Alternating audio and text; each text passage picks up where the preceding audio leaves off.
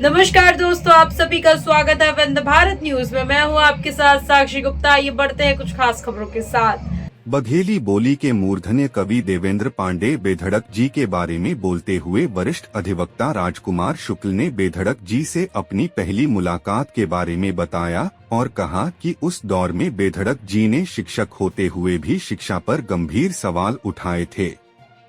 वे निष्पक्ष कवि थे। बसामन मामा पर उनकी कृति अद्भुत है। उन्होंने कहा कि बघेली खानपान को उनकी रचनाओं में देखा जा सकता है। वे बघेली साहित्य के नक्षत्र रहे हैं। वरिष्ठ शायर रफीक रिवानी ने शोक सभा आयोजित करने के लिए वरिष्ठ कहानीकार अधिवक्ता घनश्याम सिंह जी का आभार प्रकट किया। उन्होंने बेधड़क जी के बारे में बोलते हुए कहा कि वे जिंदादिल इंसान थे। उनके साथ मैंने बहुत कवि सम्मेलन पढ़े।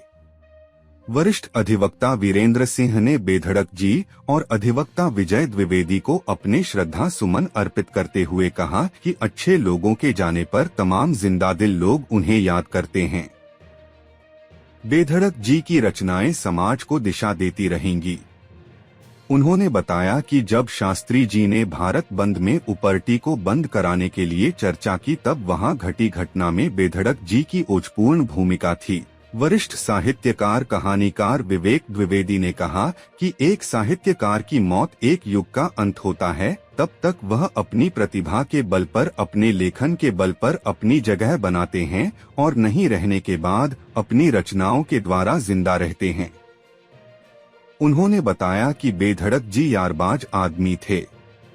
समाजसेवी माहेश्वरी त्रिपाठी ने कहा कि बेधड़क जी को जब हिंदी साहित्य सम्मेलन का अध्यक्ष बनाया गया तब उन्होंने युगस्वर पत्रिका में सभी छोटे बड़े साहित्यकार को संकलित किया। वे सबसे जुड़े हुए थे। अधिवक्ता राकेश निगम ने कहा कि बेधड़क जी ने हिंदी और खासकर बघेली में बहुत काम किया। अधिवक्ता धीरेश सिंह गहरवार ने कहा कि विजय द्विवेदी और बेधड़क जी मेरे छोटे और बड़े भाई की तरह थे। उनकी रचना समाज में परिवर्तन का सबब बनती रही थी। वरिष्ठ कवि डॉ राम सरोज द्विवेदी शांतिदूत ने कहा कि बेधड़क जी की कई अमर रचनाएं जनमानस में बसी हुई हैं। वे बहुत हाजिर जवाब थे। उनके व्यक्तित्व और कृतित्व का आकलन समय करेगा। अधिवक्ता संतोष अवधिया ने कहा कि उनसे आकाशवाणी में पहला परिचय हुआ। विद्या भारती के कार्य के दौरान उनके नजदीक आने का अवसर मिला। वे बेहद कर्मठ व्यक्ति थे। कवि बेधड़क जी ने विपरीत स्थितियों में भी लेखन कार्य जारी रखा। कवयित्री डॉ आरती तिवारी ने कहा कि किसी का जाना कभी सुखद नहीं हुआ। कोर्ट परिसर में उनके लिए हुई शोक सभा ही ये बताती है कि उनका कद क्या था। बेधड़क जी कहते थे कि नई पौध को जगाने की जरूरत है।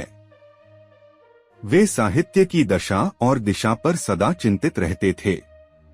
वे सदैव हमारी स्मृतियों में जीवित रहेंगे। साहित्यकार फूलचंद्र बसोर ने कहा कि उनका जैसा नाम था वैसे ही वे थे। वे एक निर्भीक साहित्यकार थे। निष्पक्ष और ओजस्वी लेखन से वे सदा याद किए जाएंगे। समाज सेवी एड के पी सिंह ने कहा कि साहित्य की रक्षा करना हम सबका दायित्व है। साहित्य के बिना समाज बंजर हो जाएगा। उन्होंने कहा बेधड़क जी ने बघेली में बड़ा काम किया है। समाज सेवी रामेश्वर सोनी ने कहा कि यमुना प्रसाद शास्त्री के यहाँ मेरा उनसे परिचय हुआ था। वे खालिस बघेली शब्दों का प्रयोग करते थे। वे अपनी रचनाओं के द्वारा सदा याद किए जाएंगे।